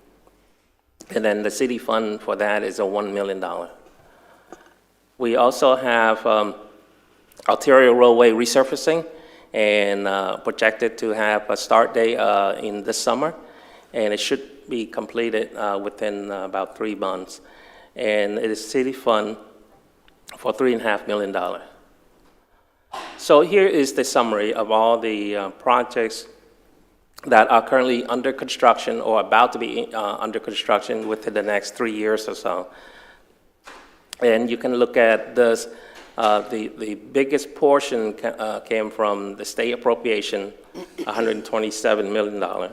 And DOT projects accounts for about $67 million, and local agency program is $1.6 million. It's a special type of funding. Developer is contributing about close to $4 million, and city impact fees, predominantly $28 million comes from impact fees. There's some small portion come from other funding as well, but So predominantly. that 28 million is predominantly from the impact fees that builders, developers pay to us? Yes, sir, that's correct, right. For And the road. 3.75 million from developers, is that inside gated communities, or what does that represent? That represents the projects that I presented. For example, the traffic signal at BJ's. Okay, I got it. Another traffic signal at Sawmill. Yeah, that's Got it. Staff was able to negotiate those investments on behalf of the developer to make the community more viable. So we're basically looking at 30 million, 31 million from developers. Yes, sir. Towards That's this. correct. Right. Thank you. I think that's a good thing to mention. A lot of folks lose sight of that. Thank you. And then, so the total roadway funding is about $230 million in the next 3 years or so. So with that, I'll conclude my. So Fong, or perhaps Mr. DiLorenzo, I'm just going to ask you to comment briefly. We had a presentation, I think it was at the last meeting, by Southern Group with regard to their efforts to help us lobby for investments from Tallahassee. So I'd just like you to help the public understand how important the relationship is between your department, TPO, FDOT, and Tallahassee, because these numbers are record-breaking for our community. And, you know, without the support of these various entities, we wouldn't be able to move forward on so many projects for our infrastructure improvement at one time. So can you just comment on that briefly? Yeah. Because it is in our strategic action plan also a priority to strengthen those relationships for the future. Yes, thank you for that, Mayor. So the Bell Tower Safety Project and the widening of Old King Road, north of Palm Coast Parkway, those are from last year's efforts, right? And as we've continued to build those relationships with FDOT, because we have to enter into contractual relationships for each project that we work on with DOT. So they take a long time to get into place, right? They take a long time to plan, and then they get a long time to get the funding agreements in place. But we've experienced a very good relationship with DOT. Your and other work on the TPO has been fruitful as well. And then, you know, in a few weeks, we'll see how successful we are with the governor for our future projects for the next few years. Okay, and to the Vice Mayor's point, staff has done a remarkable job negotiating on our behalf to solicit all that they can, because that community also understands that if we don't build it well, if we don't build it right, we'll all suffer. So I appreciate your making that comment before. Good? Thank you for the presentation. Councilwoman Pontieri, would you like to make some comments about this presentation? I would, thank you. Thank you so much to staff for putting this together. I asked for this, and I'm glad council, we were able to get consensus to get this presentation put before us, because we are experiencing growth. We are experiencing residents feeling the impacts of those, specifically with regards to traffic. And so I wanted, just for the public's edification and for my edification, to know that we are looking at the impacts of development, both from a residential and commercial standpoint, but also from a road construction standpoint, because we have been successful in getting appropriations and FDOT monies that are helping us with these road projects. And so I just want to make sure that we're being proactive in our approach to make sure, we don't have bottlenecks. We don't have areas that are specifically going to be impacted by road construction and development simultaneously. I do have a concern, and I would just like to keep an eye on it for the Lake Avenue extension to Town Center Boulevard, because there's not really much place for us to go if there ends up being a bottleneck there in the future. So, you know, there are some places that I do have some future concerns over, and I know that we're kind of at the whim of a developer for some of these when they begin their construction. So we're going to have to kind of work with them, and I have full confidence in staff that we'll be able to do that. I also just want to make a comment with regards to the traffic counts. I understand that we have a level of service, and that level of service is D, and that we may not be at capacity, but I don't think that that's the level of service that we should strive for, because being at capacity is the minimum. And, you know, so I think that as we look at future projects, enhancing the experience for our residents as they travel our roadways, making sure that we are being proactive in our approach and not saying, well, okay, we've reached a level of service, now we'll put into play design and development and funding for projects. Because as we all know, it takes time to say we're going to fund something, then get something designed, then actually put it into fruition. So, you know, I really want to make sure it's not anecdotal that we all are sitting at traffic signals for a longer period of time, that we're all sitting at left turn intersections for a longer period of time. I think across the board, people are experiencing that. I know I experience it. So, you know, I think we're past the level of the feel of the increased traffic just being anecdotal, and it's factual. We have more traffic than we used to. So, you know, I really want us to make sure that we're looking at these traffic counts from a proactive standpoint, and we're making sure that we're not hitting that, okay, we're at capacity now, so let's now start to begin to, you know, engage in road construction improvements. And so I appreciate this information, and I hope that we can utilize it to provide a good experience for our residents moving forward. Mr. DiLorenzo, you have a comment? Yes, yeah, thank you for that, council member. You know, one thing is it does really take us a long time to get these projects going, and we're a pay-as-you-go community, right? So we have to collect up those dollars so we have enough to make those projects work under our current system. The other thing I wanted to point out is that, you know, construction is construction, right? It generally gets in the way and it slows things down during that period. But our communications team does a really great job of laying out where the projects are, when they're going to be, what the detours are going to look like, what the timeline is. So we're trying to really be proactive there and help the citizens understand when there are going to be those disruptions.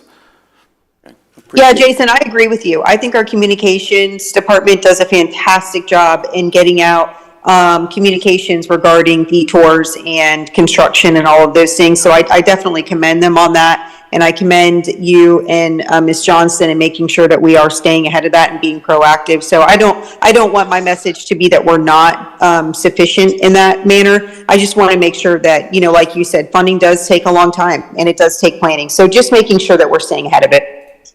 Very good. Anything else, Jason? No, thank you, sir. Very good. We all thank you for your presentation, and it's a mind-boggling number of projects that you are juggling at this point in time, and the fact that, as you mentioned, we continue perhaps a little bit behind the times, but be a pay-as-you-go community, which does limit our ability to move forward and perhaps increase our service levels, as Councilwoman Pontieri suggested. So maybe we'll get a chance to talk about that when we get into the budget cycle. So thank you again for your comments. Thank you. And with that, we'll move forward to our final presentation today, which would be Permanent City Manager Search, which I guess HR is going to take over this presentation. Mr. Mayor? Yes, sir, I'm sorry. Before we proceed on this, I've given this some thought, and I just want to see if we can reach a consensus. Maybe we can, maybe we can't. Which item are we talking about? The item that's right in front of us right now. The last presentation? Yes, Go ahead. yes, on the city manager search. I find myself, after thinking about this for the last week or so, that I'm actually agreeing with Councilwoman Pontieri that perhaps we should let this be a decision, not from us, but from the next city council. I certainly won't be here. Mr. Kloufis won't be here. Ms. Hyder will. Mr. Mayor, hopefully you'll be here. We don't know. what elections will bring, but I really do think that if Ms. Pontieri's here, if you're here, if Ms. Hyder's here, and there's 2 new council people, I really think you folks should be making that decision. So I just today would like to ask for everyone's thoughts on possibly stopping this procedure, because Lauren, with the help of Jason and our staff, have done a wonderful job. I think we can push this out and let the next council step forward on this. That's just what I want to bring to this council, since it's a workshop. So I appreciate that. I think that's what the presentation is all about. So let's hear the presentation, and then we'll share comments. Okay, sounds great. Good morning, Mayor, City Council, Renina Fuller, Morning. Director of Human Resources. At the April 9th workshop, Council directed staff to return with additional piggyback options currently available for an executive search firm. In addition, Council requested that staff contact the firms that we presented last on April 9th to verify that their contract was open for piggybacking. In our research, we found that 7 other municipalities and counties were out looking for either a city manager or a county administrator.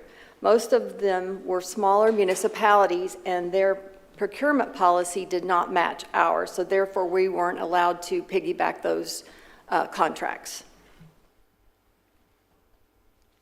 Today, the 2 entities being presented, they did meet our procurement policy, and that's why they're on the presentation. So these are the current options available to piggyback on their contracts. So number 1, piggyback St. Johns County with Colin Bazinger and Associates. They have a confirmed contract. It is available to piggyback. They have a current contract to recruit multiple executive positions for St. Johns County, and they do have the bandwidth to assist us if needed when ready. Option 2 would be to piggyback the current City of New Smyrna Beach with SGR, or Strategic Government Resources. We did reach out to them as well, and they do not have the availability to assist us at this moment, and they will be available late summer to start the process. So if we were to piggyback on either one of those contracts, that's kind of where we sit for that.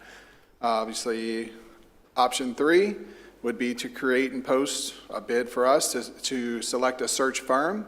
And this would be, we included a draft template in your packet, which is what the RFP would look like. I actually think it's called an RFS now. But that would be a proposal that we post on Bonfire, which is our city's procurement website. And then council would evaluate and score the submissions, and then they would select a firm. The draft RFP is obviously for you to review and revise as necessary. And typically this process takes about 45 days to complete. Okay. So before we move on, I just wanted to see if there was any questions about any of those 3 options. So I think everybody here is very clear. The decision the presentation today is confined to a discussion regarding choosing a search firm, not a city manager, a firm that would go out and identify applicants or candidates for the city manager position, just the firm. So we're all clear on that. That's correct. Yeah, and I'm wondering if that should even be our decision. Should we not leave that decision to the next council on how they want to move forward in selecting a firm or not selecting a firm, or what procedure they would like to follow. And again, I've just reached this conclusion that perhaps we should just let this next council make that decision. And I don't disagree. I'm kind of listening to everybody's comments today, and I accept that. My only question, help me answer this one. So in 2 more years' time, you'll have yet another turnover in city council, perhaps. So I'm kind of, when does the circle stop spinning? Well, it depends. If this next council selects a city manager and they select the right person and they're happy, there won't be that turnover. And that's up to them more than I think it's up to me. Because it's going to be their council.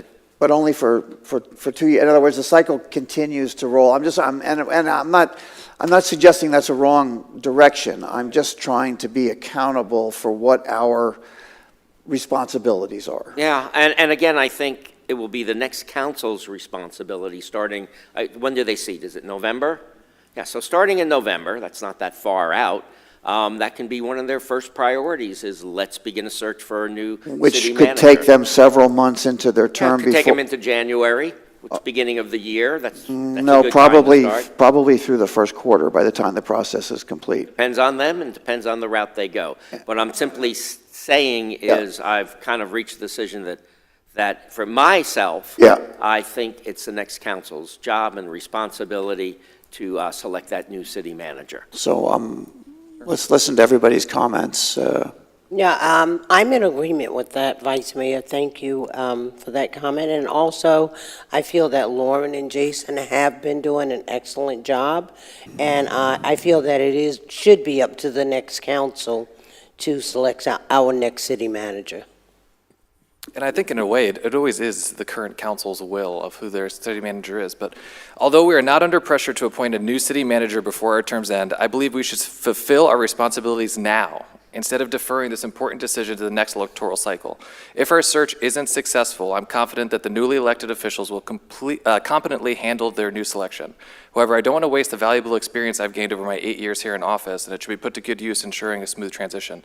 I think right now it's really a critical time that we have experience up here. No offense to the newly elected officials, out of the candidates, they don't have much historical political backgrounds. You know that it takes time to get in a motion that's going to be successful to finding a city manager search. And I don't think that we are under any pressure to actually place a city manager. I don't think that at all. And I think if we have pressure, if we put pressure on ourselves, then we're doing a disservice to ourselves and the community. That if we say we need to find a city manager before August, before November, I think that's when it becomes a problem. But I think we should make our best efforts to start the city manager candidate search and to try to find an appropriate search firm that's capable of doing that. And if a city manager doesn't come to fruition out of that search, then that's okay too. But I think that the past 8 years have, in my experience, have put me in a position where I think I can judge a city manager and their effectiveness to be able to manage in the city of Palm Coast, and I don't want to leave that by the wayside. Okay. Councilwoman Pontieri, do you have some comments for us? I do, thank you, Mayor. So I first of all want to say, I'm so glad that council was able to come to the decision to appoint Ms. Johnson as our acting city manager during this time. I think she's done a fantastic job, and I agree that other senior staff, including Mr. DeLorenzo, have really stepped up to assist us in this transition. So really want to commend them for the good job that they're doing right now. I think I've come somewhere in the middle here. I understand the perspective from both Vice Mayor and Councilwoman Hyder, as well as Councilman Clufus. I obviously think that the new council should pick the new city manager. However, I'm not opposed to picking a firm to get that started. And before I even realized, or I guess it's in the packet, obviously, but before I even caught on to the fact that the Strategic Government Resources Company for New Smyrna Beach would not really be able to assist us until late summer, I actually really like that contract. I think that it's a good contract. The pricing is really good. It's on the low end, I think, of what we anticipated spending as a city. I think it encompasses everything that we would be looking for as far as the process goes. And, it is a city contract versus the county contract from St. John's. It's also specifically for a city manager, whereas the St. John's contract is not. They're for other administrative positions. And I think there's obviously a very big difference between, I think, for instance, the fire chief is one that the St. John's County contract calls for, whereas the New Smyrna one calls for a city manager specifically. So I'm not opposed to moving forward with piggybacking the New Smyrna Beach contract, knowing that this group won't be able to start with us until late summer. So they can go ahead and get that search process started. And then I think timing-wise, the new council would end up picking the city manager anyways. I agree with Councilman Clufus. I don't think that we should feel pressured in any way, shape, or form because this is such an important decision.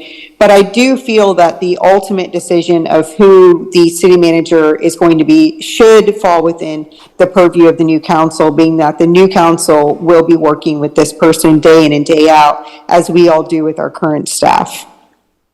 So I could go along with that. I think that's an excellent approach. It allows us to begin this process, but it turns it over to the next council to make a decision.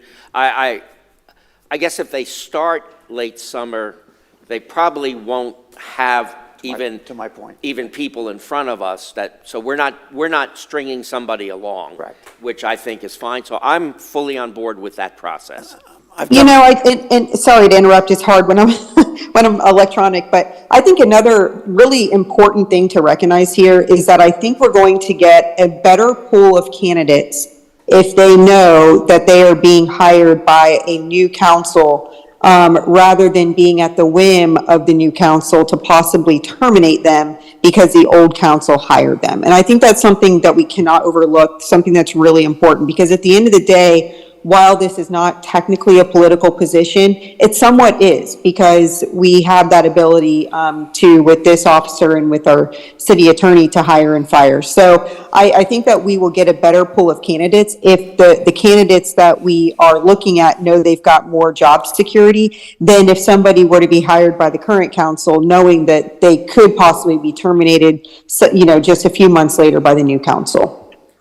That is a comment that Councilwoman Pontieri made a couple of weeks ago, 2 or 3 weeks ago, when we first began this discussion, and that's what stuck in my mind, is the fact that, someone could be hired by us and terminated by a new council, the day after they're installed. So I think for me, that's the primary reason for my shift in this position. Okay. I certainly, my comments, I would favor SGR because I've done a lot of homework and spoken to a lot of people that have used them, and in my opinion, you can't raise the bar any higher than their resume, their ability, their resources. So if City Council wants to have a consensus that we would have HR lock in SGR as the search firm, understanding that the timeline is not going to be shortened. If anything, it'll be elongated, and that the final decision on a city manager is likely to come in the early term of post-election. Is that what I'm hearing from everybody? Yes, I think that makes sense. Does it have to go back out for an RFP or anything along those? We're capable of doing what the mayor said. Okay, understood. Yeah. Councilwoman Pontieri, did I state that well? Is that agreeable to you? Yes, Mayor, thank you. Okay.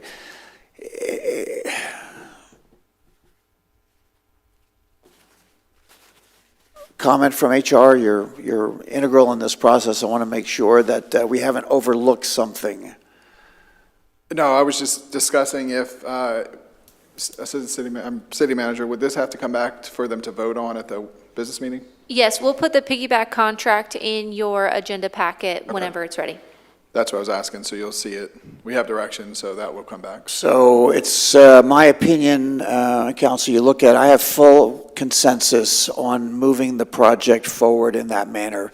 Do you have any questions, HR? Nope, I And think we're City good. Manager, do you have any questions? Okay, then. I do. Go ahead, Councilwoman Just one Pontieri. final comment. Can we make sure when the contract is before us at the business meeting, I had to reach out to staff to see what the contract price was, because it was missing an addendum stating that. So can we just make sure that we Sure. have that in the business meeting Noted. packet for voting? Very good, thank you. And Councilor, did you have a comment you wanted to make? Yes, Mayor, just to clarify, because this is a workshop, y'all are not voting, so again, I'll come forward in a later, but y'all have given clear direction to staff, so staff That's will our prepare that consensus. item. Absolutely. So just to Thank you for clarify. that. All right, I thank you for your efforts, okay? Thank you.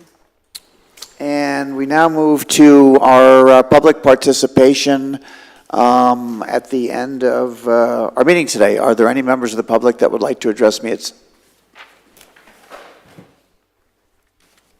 Seeing no one come forward, I'll close public participation. And we'll go on to discussion by City Council of matters not on the agenda. I just want to take one moment for one, please. I would ask all of those here and all of those that may be listening to please find yourself the app, which is called Alert Flagler. Alert Flagler. Easy to find. My recommendation is to utilize it. We are under a tornado watch today, which is something to be aware of but not alarmed about. But if you do have Alert Flagler, it would notify you if there is any change in the weather pattern so that you could prepare appropriately for that. Other comments from I have no citizens? other comments. You took the words out of my mouth, so that's fine. Thank you. Yes, I haven't seen Councilwoman Pontieri. I'd just like to congratulate you on your new baby, and I'm sending you well wishes. Very nice, thank you. Councilman Clufus, anything final? Nope. I would commend city staff on a phenomenal Touch a Truck event this past weekend. I would second the congratulations to Councilwoman Pontieri. Yeah, everything else has been going well. Thank you for our council. Thank you to staff, and thank you to everyone who made today's presentations. Very good. And Counselor, you'll get back to me on the status of our regular attorney's deployment so that we can thank him for his service when he returns. You'll take care of that for me. Absolutely. So I know Mr. Duffy's looking forward to getting back and appreciate y'all's. Not that we don't love you, but he's for our sure. guy. No, of course. Well, look, he's a local guy, so he will be back. I believe this is his last week, so he'll be back and eager to get back and serve y'all. So. Very good, thank you. And City Manager, any final comments for today? No, Mayor, thank you. Very good. I would ask for a motion to adjourn. Sorry, Mayor, may I jump in really quickly? Yes, please. Go ahead. Okay, sorry, you broke out there for a second. So thank you to Councilwoman Hyder and Councilman Clufus for your well wishes. We've all been doing very well since his birth, so thank you so much for that. I also want to echo Councilman Clufus's kudos for the Touch a Truck. It never underwhelms as far as just our staff that goes out there. They really take a lot of joy and pride in the tools that we've given them, and to share them with our community is just fantastic. The kids are elated. It's just such a cool event. The kids have such a good time, and you can actually see that staff truly enjoys bringing that joy to our children in the community. Everybody from fire, police, public works, utilities, just everybody that goes out there and participates.